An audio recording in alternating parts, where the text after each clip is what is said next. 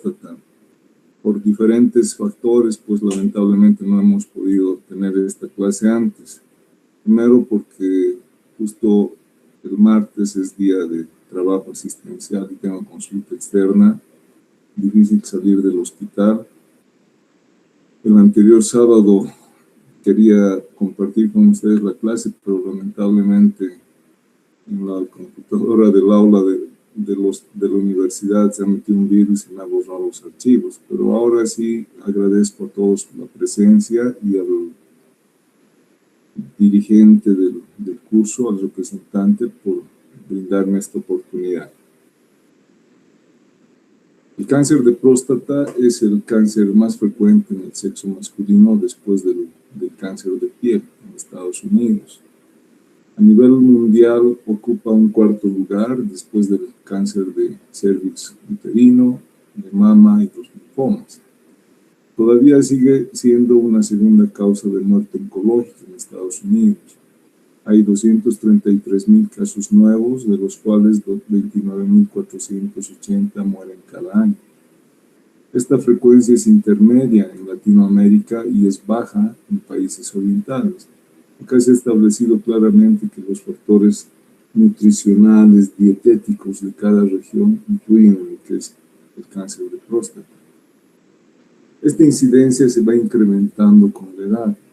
Hay un riesgo de un 30% de presentar cáncer de próstata a los 50 años, un 90% a los 90 años. Han evidenciado que en necropsias, que en estos pacientes añosos hay un foco de cáncer de próstata presente. Es más frecuente en la raza negra, una relación de 2:1 con relación a la raza blanca, y tiene una historia natural lenta. Esto va a depender del tipo histológico del cáncer, de la edad del paciente y los factores de comorbilidad que se presentan en el paciente. ¿Cuáles son los factores de riesgo no modificables establecidos? En primer lugar tenemos la edad. El envejecimiento produce un daño progresivo del ADN causado por el estrés oxidativo. Este es un factor de riesgo establecido en esta patología oncológica. Fíjense, 1 de 48 hombres tiene un riesgo de padecer cáncer de próstata entre los 40 y 59 años. Y fíjense, 1 de cada 8 pacientes puede hacer cáncer de próstata entre los 60 y 79 años. O sea, el factor de edad es fundamental. Otro factor no modificable es la raza. Se han encontrado diferencias en las frecuencias alélicas de los genes del receptor androgénico con niveles elevados a la globulina fijadora de la hormona sexual. Esta actividad puede ser disminuida por la 5-alfa reductasa, que está presente, por ejemplo, en los japoneses. Los japoneses no tienen mucho cáncer de próstata. Y el tercer factor no modificable es el antecedente heredofamiliar. Familiares que tienen una línea de primer grado cáncer de próstata tienen 2.4 veces más la probabilidad de desarrollar esta patología. Y generalmente estos son cánceres más agresivos.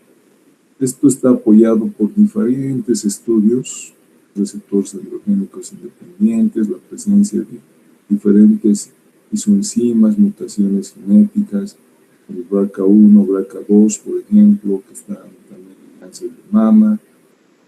Se ha visto que el HPC1 RNA es el gen hereditario más importante encontrado en estos receptores, y la presencia del P53, ¿no? Que estos restringen la fase sintética del ciclo celular y promueve la apoptosis celular. O sea, el factor heredofamiliar está establecido en esta patología.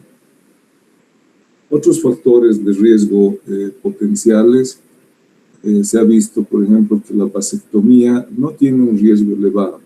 Se han hecho estudios a 15 años de seguimiento y se ha visto que esto no modifica los riesgos para cáncer de próstata. La prostatitis crónica es una precursora potencial La obesidad, pacientes obesos con alto tejido graso tienen disminución de la leptina y tienen mayor probabilidad de hacer cáncer de próstata en un 6 a 12%. El consumo de grasa saturada ingerida es también algo establecido, es un factor de riesgo potencial. Hace un rato mencionábamos que la frecuencia en países occidentales es alta y en los países orientales baja. Está en relación a la dieta. En países asiáticos, por ejemplo, no se consume mucha grasa saturada como acá en el occidente. El tabaco produciría mediante el cadmio una mutación del P53, infecciones de transmisión sexual por clamidia, el virus del papiloma humano, la fracción 16 y la gonorrea también serían precursores potenciales, y el alcohol no tiene un riesgo establecido. ¿Qué factores pueden disminuir el riesgo? Por ejemplo, pacientes cirróticos. Los pacientes cirróticos, ustedes han visto en la parte clínica, tienen ginecomastia, tienen un desarrollo romboide del vello púbico, o sea, cambios que son producto de los estrógenos. Estos estrógenos producirían una atrofia testicular y por este mecanismo disminución de riesgo de cáncer de próstata.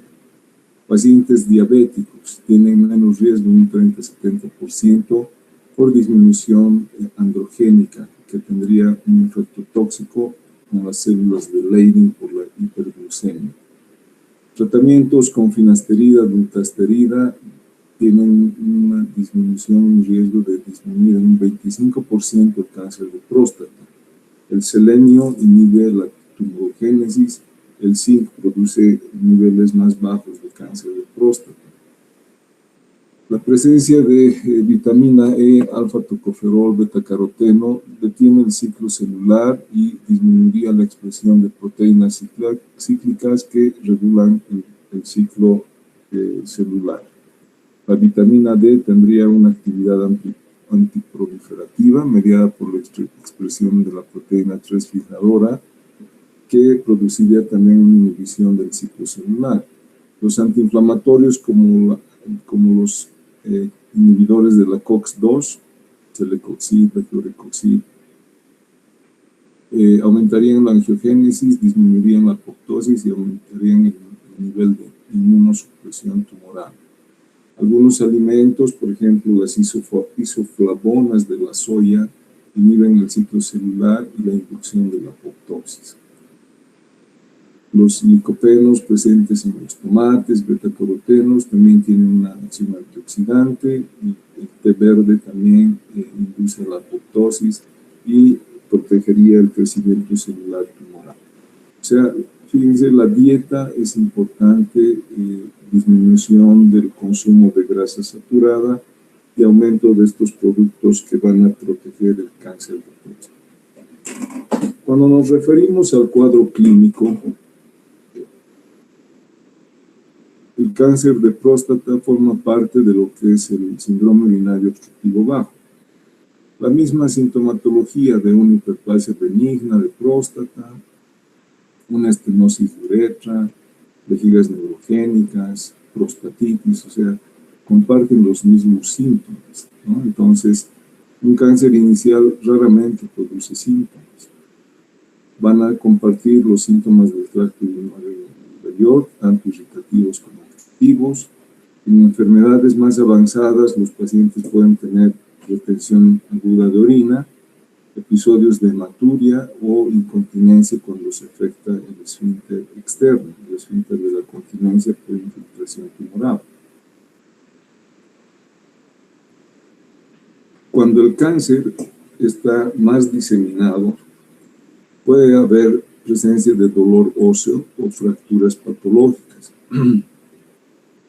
No es raro ver en los servicios de urgencia pacientes que vienen con una paraplegia por una fractura patológica de columna de un día para el otro, secundario a metástasis de cáncer de próstata, ¿no? Y también pueden presentar algunos pacientes confusión mental o alteraciones neurológicas cuando hay infiltración hacia el sistema nervioso central por metástasis de cáncer de próstata. El diagnóstico es en base a la combinación de factores. Por ejemplo, el tacto rectal tiene una sensibilidad del 69 al 89% y una especificidad del 84 al 98%. Es importante realizar el tacto rectal. Cualquier asimetría, induración, nódulo en la glándula prostática es sospechoso de cáncer de próstata mientras no se demuestre lo contrario. ¿Ya? O sea, la sensibilidad del tacto rectal es altísima. Es por eso que nosotros hacemos énfasis en el tacto rectal y las diferencias en cuanto a hiperplasia benigna de próstata y cáncer de próstata. Eso ustedes están haciendo en sus prácticas hospitalarias y es importante tomarlo por las consideraciones de sensibilidad y especificidad altas. El antígeno prostático también tiene su sensibilidad del 57 al 79% y una especificidad del 59 al 68%. El antígeno prostático específico es una proteína producida por las células basales del epitelio prostático, pero que no es cáncer específico. Puede estar elevado en sus niveles por otras circunstancias. También hay otros tejidos, como las glándulas uretrales, glándulas anales, tejido mamario, tejido pulmonar, pancreático, que pueden producir, cuando hay alteraciones en estos tejidos, elevaciones del antígeno prostático específico. Finalmente tenemos la ecografía, cuya sensibilidad va del 36 al 85% y una especificidad del 41 al 79%.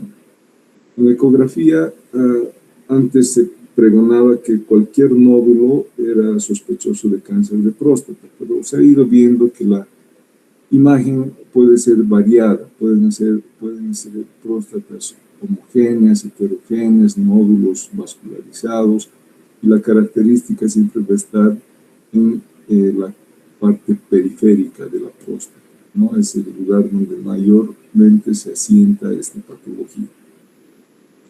Una vez que nosotros tenemos una sospecha diagnóstica, tenemos que hacer en el paciente una resonancia magnética multiparamétrica prostática y pélvica para, en base a las imágenes PIRATS, poder definir si hay áreas de sospecha o no de cáncer de próstata. Las imágenes PIRATS van del 1 al 5. PIRATS 1, 2, 3 no son específicos, pero PIRATS 4 y 5 son altamente sospechosos de cáncer de próstata. ¿Y para qué nos sirve esto? Esto nos sirve para hacer una biopsia prostática ecodirigida. Este procedimiento ha disminuido la sobreindicación de la biopsia prostática. Entonces, cuando nosotros tenemos el mapeo y las áreas de sospecha, el imaginólogo intervencionista va a dirigir la toma de muestra en forma específica a esos sitios para hacer el diagnóstico. La biopsia prostática más recomendable es la que se realiza bajo guía ecográfica porque pueden tomar más muestras en forma específica del tejido sospechoso. En cambio, también se puede hacer una biopsia transrectal, que es muy al azar. Nosotros hacemos un tacto rectal, tocamos un área sospechosa y dirigimos la aguja para tomar una muestra y mandar al estudio histopatológico.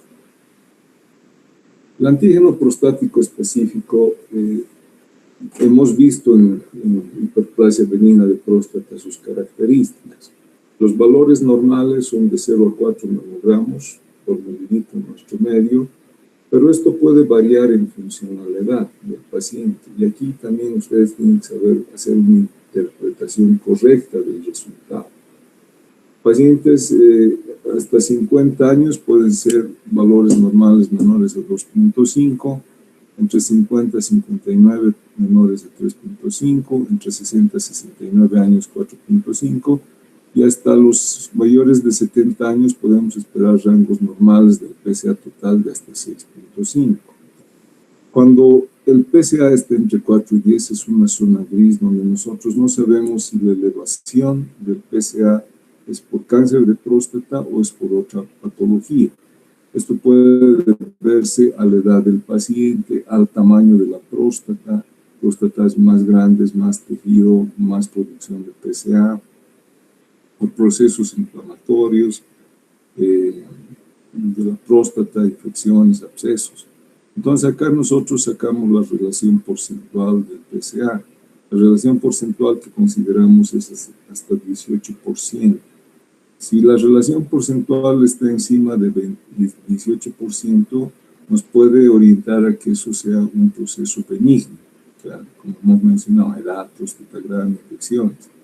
Pero si la relación está por debajo del 18%, esto alerta a la sospecha de un cáncer de próstata. Y cánceres de próstata que están en esta zona gris tienen hasta un 25% de riesgo por solo el laboratorio.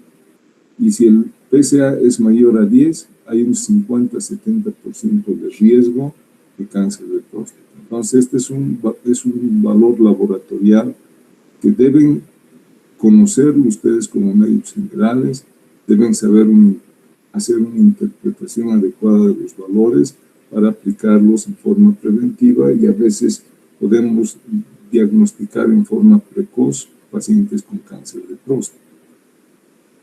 Esta es una lámina histológica en la cual nosotros mostramos una alteración en el tejido prostático. Hay mayor proliferación celular, nucleolos prominentes, células espalda con espalda, o sea, van alterándose las características microscópicas celulares. Y esto es importante porque nosotros en esta patología manejamos mucho sobre lo que es el score de Gleason, ¿ya? Este score de Gleason ya fue descrito en 1966 en base a las características del tejido prostático. Y sufrió una modificación importante por Epstein en el año 2013, de acuerdo a un nuevo sistema que es el grupo grado, ¿ya? El grupo grado de Gleason, donde se fusiona la imagen del Gleason 1-2 a un Gleason 3 directamente. Entonces, de acuerdo a esto, lo que los patólogos ven es el patrón predominante que tenga mayor porcentaje en la biopsia y suman con el peor patrón independientemente de su porcentaje. Entonces, por ejemplo, si el patrón predominante es un 70% un Gleason 3 y el patrón pobre es un Gleason 20 y un 10% de patrón 5, entonces la sumatoria sería un Gleason 8/10, 3 más 5, ¿no es cierto? Entonces de esa manera se van haciendo las consideraciones histológicas. ¿Y para qué nos sirven estos grupos grado? Van a intervenir en el pronóstico de la enfermedad. Por ejemplo, en un grupo grado 1, que es un Gleason 3 más 3, 6, el pronóstico es mejor. En un grupo grado 2, 3 más 4, 7, o grupo grado 3, 4 más 3, 7, no es lo mismo, la agresión es moderada. Pero si tenemos un grupo grado 4, donde el Gleason es 5, o un grado 5, donde el Gleason es 9-10, son cánceres indiferenciados y bastante agresivos. O sea, esto es bien importante para considerar la agresión de la enfermedad y la conducta terapéutica a seguirse en pacientes con cáncer de próstata. El diagnóstico, ya una vez confirmado el diagnóstico histopatológico, hemos tenido sospecha diagnóstica, hemos hecho la biopsia, hemos confirmado el cáncer de próstata, y ahora nosotros tenemos que saber en qué etapa está el paciente para hacer un tratamiento, o sea, el grado de avance de la enfermedad. Entonces, para esto recurrimos nosotros a estudios imaginológicos como una tomografía abdominal y pélvica, la resonancia magnética nuclear que hemos comentado, multiparamétrica, tomando los VIRATs. Podemos hacer una centellografía ósea en pacientes que tienen un PSA mayor a 20. Consideramos las tablas de Partan, que es una asociación de antígeno prostático con escala de Gleason, Y tenemos también estudios bastante importantes como el PET scan con PSMA, donde se utiliza el lutecio radioactivo, el lutecio 177, que va a mostrar zonas de metástasis o de cáncer de próstata en cualquier lugar del organismo, ¿no? Dentro de otros estudios podemos usar uso de la testosterona. Es importante esto para ver si es un cáncer hormonoresistente o va a ir bien. Los niveles de fosfatasa ácida pueden estar elevados. Y en estudios de imágenes anteriormente, antes de que tengamos tomografía, resonancia y cintilografía, todavía se hacían placas de tórax para ver metástasis pulmonares, urografía excretora cuando hay invasión del cáncer a la vía urinaria y se producen obstrucciones, uropatía obstructiva, y pedíamos también imágenes de rayos X de huesos largos y cráneo para ver metástasis óseas. Actualmente esto ya no se solicita. La centellografía ósea es bastante sensible y específica para determinar esto. Acá tenemos una imagen ecográfica transrectal donde vemos una disrupción de la continuidad de la cápsula prostática. Entonces, esta área es sospechosa de cáncer de próstata. Tenemos un estudio de resonancia multiparamétrica donde ven con difusión de las imágenes se ven los nódulos sospechosos de cáncer de próstata. Entonces, el radiólogo intervencionista va a ir directamente a esta zona para tomar las muestras de biopsia prostática. Este es un estudio de centellografía ósea. Normalmente no se ven estas imágenes marcadas de negro, que son zonas de metástasis óseas. Esto también tiene un patrón de seguimiento. El cáncer de próstata, gracias al plexo venoso de Batson, lo primero que va a invadir va a ser la columna lumbar. Después tenemos los huesos pélvicos, los huesos largos, pueden haber metástasis a costillas, inclusive a calota. Hay que saber interpretar muy bien este estudio también porque fracturas anteriores, procesos de artrosis, pueden confundir con captación del radiotrazador. Esta es una urografía excretora donde nosotros vemos una infiltración hacia el trígono vesical tomándose los meatos y vemos una ureterohidronefrosis bilateral. Paciente con infiltración linfática, fíjense cómo hay un linfedema importante en el miembro inferior izquierdo. Esto es por metástasis ganglionares, paciente con cáncer de próstata.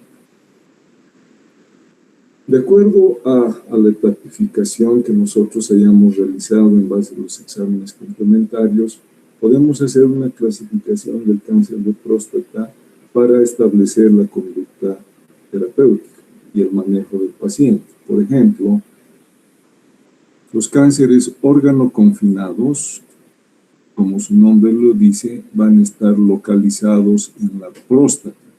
Aquí tenemos dos estadios, el estadio A y el estadio B, ¿ya? Y si hacemos una correlación con lo que es la escala internacional TNM, tumor, nódulo, metástasis, el estadio órgano confinado estaría con cánceres que van de T1A a T2C. O sea, la neoplasia está localizada en la glándula prostática.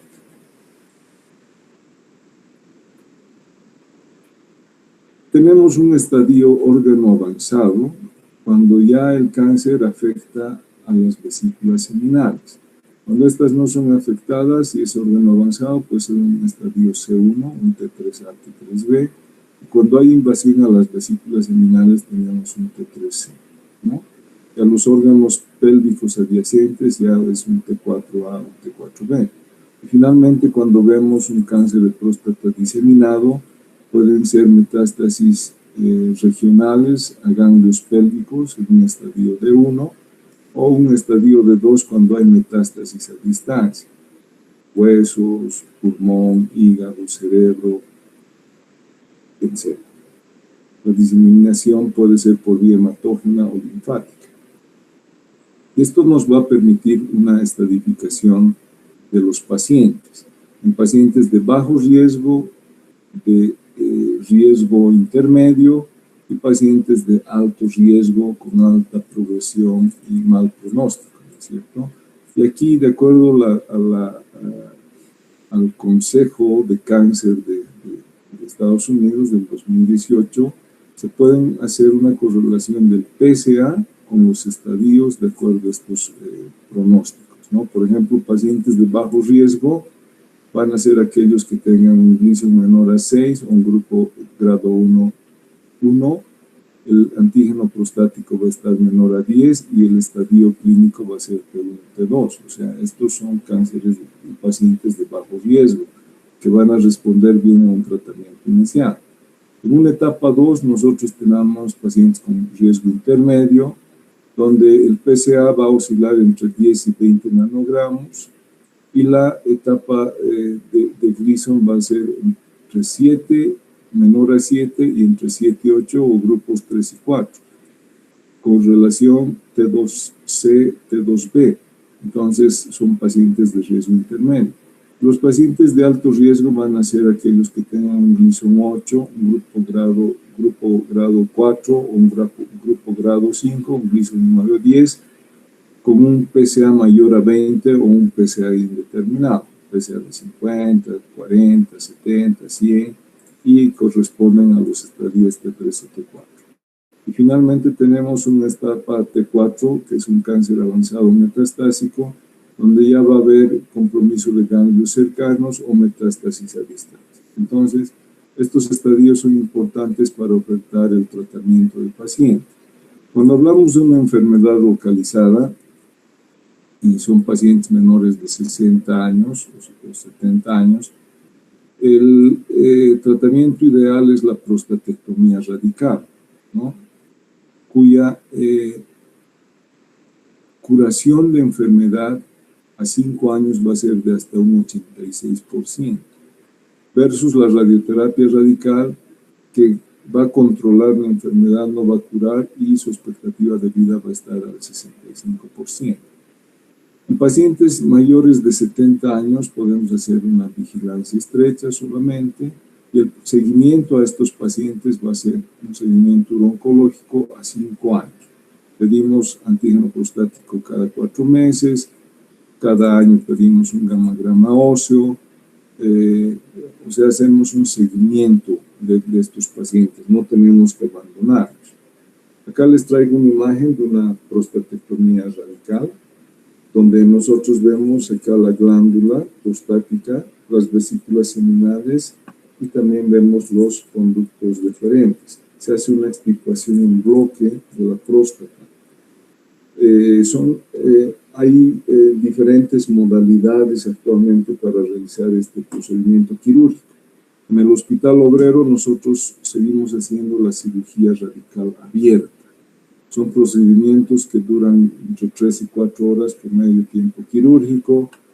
Tienen algunas complicaciones, un riesgo de sangrado importante. Estos pacientes entran con 2 paquetes globulares de sangre a la cirugía. Tenemos que tener mucho cuidado en el corte del pico de la próstata, porque podemos lesionar el esfínter externo y dejar con incontinencia urinaria al paciente. Y al hacer la resección de los pedículos neurovasculares, podemos lesionar nosotros los que van en el sentido posterolateral, los nervios erectores, y estos pacientes quedan con impotencia, ¿no?, definitiva, que afecta a la calidad de vida sexual. Actualmente, todos esos riesgos se han ido disminuyendo con las técnicas laparoscópicas, por ejemplo. La misma cirugía se hace por vía laparoscópica. Y preferentemente la técnica ideal ahora es la cirugía robótica, ¿no? Se hace una cirugía robótica donde la precisión del corte, de la disección, es mucho mejor, y obviamente los resultados y las complicaciones son menores. Entonces, el problema son los costos. Una cirugía robótica más o menos cuesta alrededor de unos $25,000 a $30,000. Cuando El paciente tiene una enfermedad local extensa, está en un estadio C. Podemos hacer una combinación de prostatectomía radical más radioterapia adyuvante o radioterapia más tratamiento hormonal. Igual hacemos un seguimiento del antígeno prostático, una tomografía y un gamagrama óseo. Y si el cáncer está diseminado, ya podemos combinar simplemente tratamientos de hormonoterapia. El objetivo es bajar los niveles séricos de testosterona a menos de 50 nanogramos, un nivel de castración, para que no avance el cáncer de próstata. Hay que hacer énfasis que un 30% de pacientes con cáncer de próstata son hormonoindependientes, es decir, que van a progresar en su enfermedad y con un mal pronóstico, independientemente del tratamiento antihormonal que hagamos. Y para hacer este tratamiento de hormonoterapia, nosotros podemos recurrir a dos técnicas. Uno es la extirpación quirúrgica de los testículos, que se hace una orquiectomía simple bilateral más un antiandrogénico. No se olviden que los andrógenos y estrógenos no solo se producen en los testículos, sino que también hay un 10% que se producen en las glándulas suprarrenales. Es por eso que al procedimiento nosotros hacemos un tratamiento antiandrogénico asociado. O si el paciente no quiere hacerse una orquiectomía simple, hacemos un tratamiento médico con estrógenos, con antiandrogénicos o inhibidores de los factores liberadores de LHRH a nivel central, como la triptorelina o la goserelina.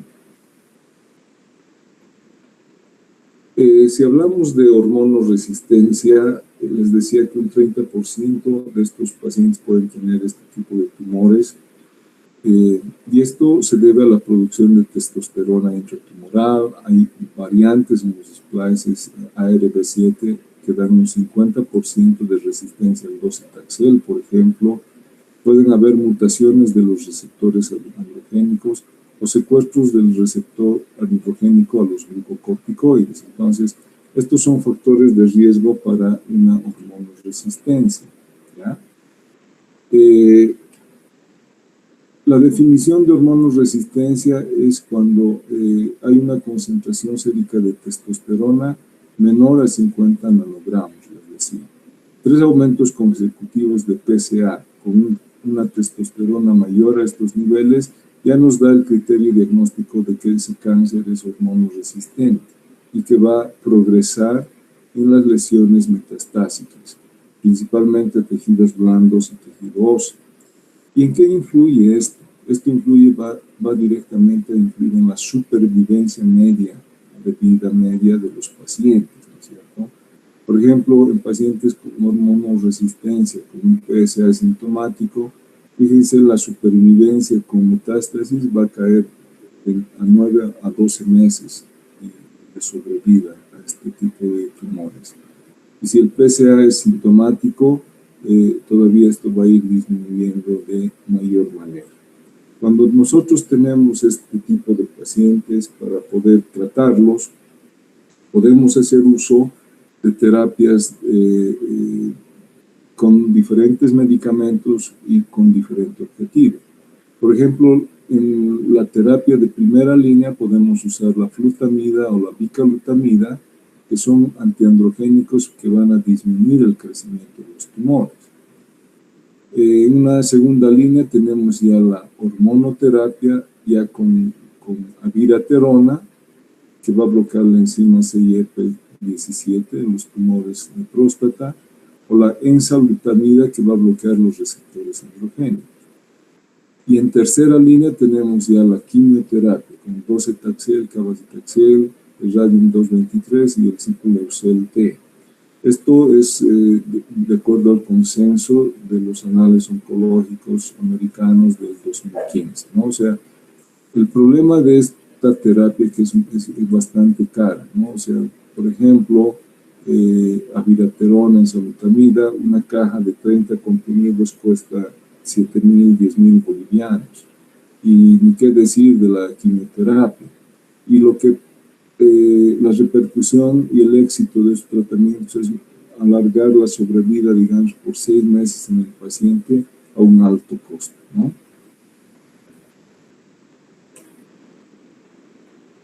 Terminamos con esto. Factores de riesgo para cáncer de próstata. Pacientes mayores de 50 años. Todos los pacientes mayores por el factor edad ya forman parte del grupo de riesgo de cáncer de próstata, especialmente si hay antecedentes heredofamiliares. A pacientes mayores de 40 o 45 años debemos iniciar una valoración urológica periódica para hacer un diagnóstico precoz. Y esta pesquisa activa se va a determinar por la solicitud de laboratorios periódicos del antígeno prostático específico.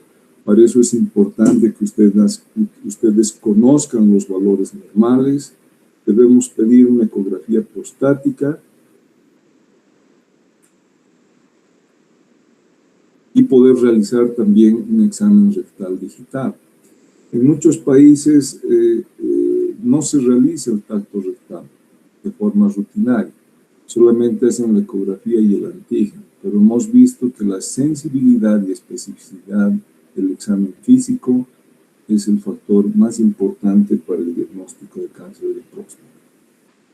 Y obviamente, ¿no? Si nosotros ponemos como opción hacer una pesquisa periódica o una orquiectomía bilateral para evitar riesgos de cáncer de próstata, yo preferiría hacerme un control urológico periódico. O sea, es una patología frecuente en la cual todos los varones por el factor edad estamos expuestos. Gracias por su asistencia a la clase teórica. Este tema va a ingresar al examen parcial. Nos vemos el día lunes a la 1 de la tarde. Buenas tardes. Gracias. Hasta luego. Hasta luego, doctor. Hasta luego. Hasta luego.